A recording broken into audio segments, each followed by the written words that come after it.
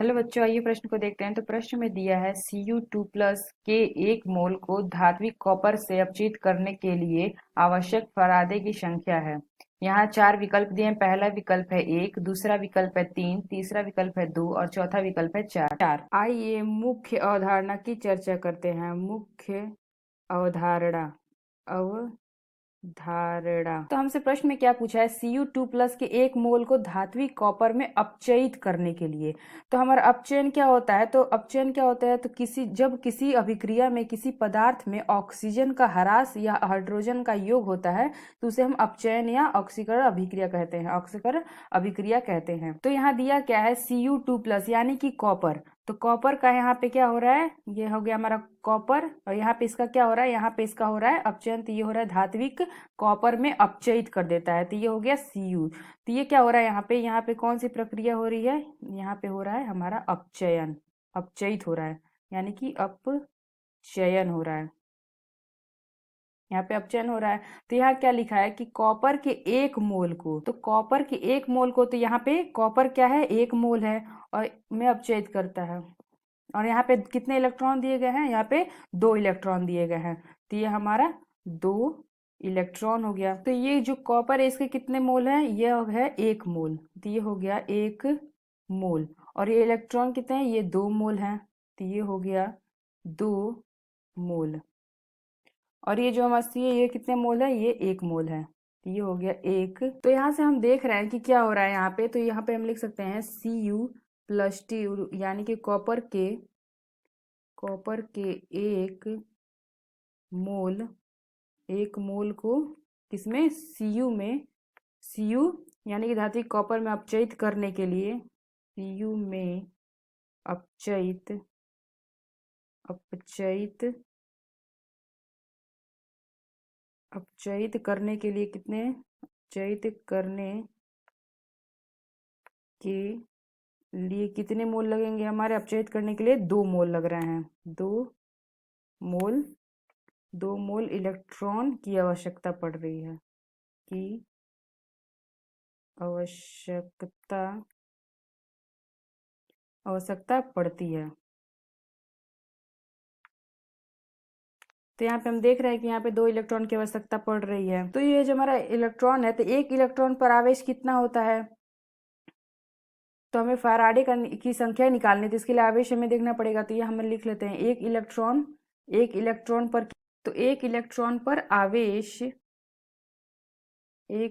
पे कितने आवेश होते हैं हमारे, तो ये होता है हमारा 1.602 गुणे 10⁻⁻⁹ गुलाम होता है, गुलाम। ये हम जानते हैं। तो यहाँ पे क्या दिया है, 1 मोल की। तो यहाँ पे जो 1 मोल हो जाएगा, तो जब हम यहाँ पे लिख लेते हैं 1 मोल, तो 1 मोल में इलेक्ट्रॉन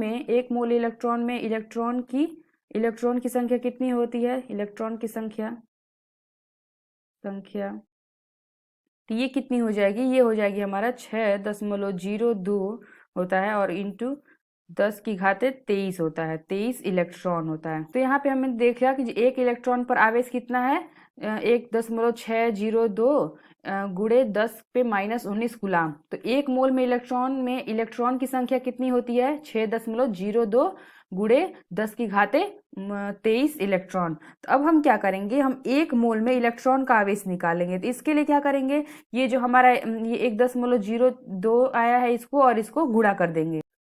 तो हम लिख लेते हैं क्या, तो ये हो जाएगा हमारा जो 1 मोल था, 1 मोल में इलेक्ट्रॉन पर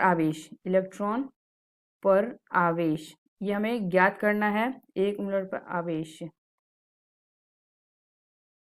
तो ये क्या हो जाएगा, उन दोनों का हम गुणा कर देंगे। तो हम यहाँ पे गुणा करते हैं, तो ये क्या हो जाएगा, 1.602 गुणे कितना होगा, 10⁻⁻⁹ गुणे 6.02 गुणे 10⁻23 गुलाम। इन दोनों का हम गुणा कर देंगे, तो हमें यहाँ पे क्या आ जाएगा, हमें आ जाएगा यहाँ पे कितना आएगा, 9650000 गुलाम। कूलाम, ये हमारा आ गया। तो एक फेराडे, एक फेराडे, एक ये एफ का क्या दर्शाता है, ये दर्शाता है फराडे। तो एक फेराडे कितना होता है, ये आ जाता है, ये कूलाम है, तो ये एक फेराडे हो गया 96500। ये जो आया है कूलाम, ये क्या है, ये जो आया है कूलाम, तो ये हमारा क्या है, ये हमारा है एक फेराडे है, एक फेराडे। तो ये दो मोल, 2 मोल इलेक्ट्रॉन पर आवेश, तो ये कितना हो जाएगा, तो यहाँ पे 2 हो जाएगा, 2 मोल है, 2 मोल के इलेक्ट्रॉन पर आवेश कितना हो जाएगा, ये एक आया है, एक फेराडे के लिए आया है, तो ये हमारा हो जाएगा 2 फेराडे। तो हमसे प्रश्न में क्या पूछा गया था, Cu+2+ के 1 मोल को धात्विक कॉपर में अपचयित करने के लिए आवश्यक फैराडे की संख्या कितनी होती है, 2 होती है। तो फैराडे में क्या होता है, तो इस नियम के अनुसार किसी बंद परिपथ में उत्पन्न विद्युत वाहक बल उस परिपथ के होकर प्रवाहित चुंबकीय फ्लक्स में परिवर्तन की दर के बराबर। तो पहले विकल्प में दिया है 1, तो ये गलत है। दूसरा विकल्प में दिया है 3, तो ये भी गलत है। तीसरा विकल्प है 2, ये हमारा विकल्प सही होगा। देखिए यहाँ पे हमारा 2 फैराडे आया था, तो हमारा दूसरा विकल्प सही होगा, ये तीसरा विकल्प सही होगा 2। चौथा विकल्प है 4, तो ये भी गलत। तो सही विकल्प कौन सा है, ऑप्शन सी। तो आशा करते हैं आपको समझ में आया होगा। धन्यवाद।